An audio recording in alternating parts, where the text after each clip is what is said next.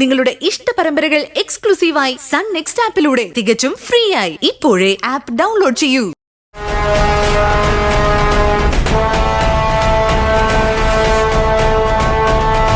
ഒരു പാലവിട്ട അങ്ങോട്ടും ഇങ്ങോട്ടും വേണം.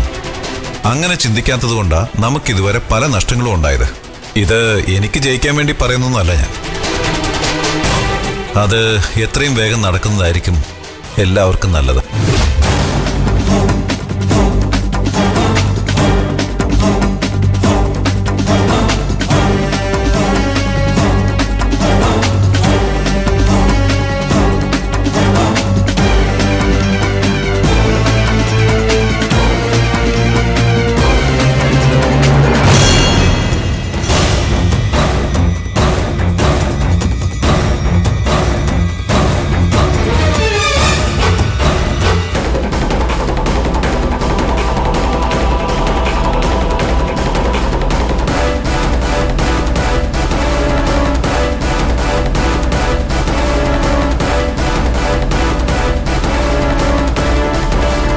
ഒരു വലിയ കുടുംബമൊക്കെ ആകുമ്പോൾ അവിടെ ചില പ്രശ്നങ്ങളൊക്കെ ഉണ്ടാവും മഞ്ചാടി.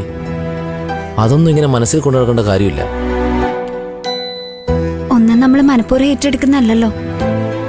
വീട്ടിൽ പോകുമ്പോ എല്ലാവരുടെയും മുഖം കാണണ്ടേ, അവര് പറയുന്ന കേൾക്കണ്ടേ. ദേച്ചിയുടെ അവസ്ഥ ഞാൻ പറഞ്ഞില്ലേ, മെന്റൽ ഹോസ്പിറ്റൽ വരെ എത്തി. ഇനി ഇന്ന് വീട്ടിൽ പോകുമ്പോ പുതിയ പ്രശ്നം എന്താന്ന് ആർക്കറിയാം. ഒരു പ്രശ്നം ഉണ്ടാവില്ല, താൻ സമാധാനമായിട്ടിരിക്കെ. പ്രശ്നങ്ങളുണ്ടായാലും അത് പരിഹരിക്കാൻ ആളുണ്ടല്ലോ. വലിയ കുടുംബമാകുമ്പോഴുള്ള ഗുണം അതാ. എനിക്കിഷ്ടല്ല വലിയ കുടുംബം. ഭയങ്കര ഡിസ്റ്റർബൻസാ. ഒരു സമാധാനം ഉണ്ടാവില്ല.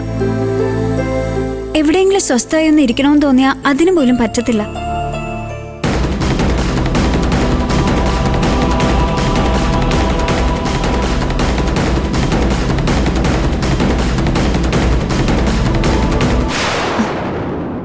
ഡിഗ്രി കഴിഞ്ഞാ പുറത്തെവിടെങ്കിലും പോയി പഠിക്കണം.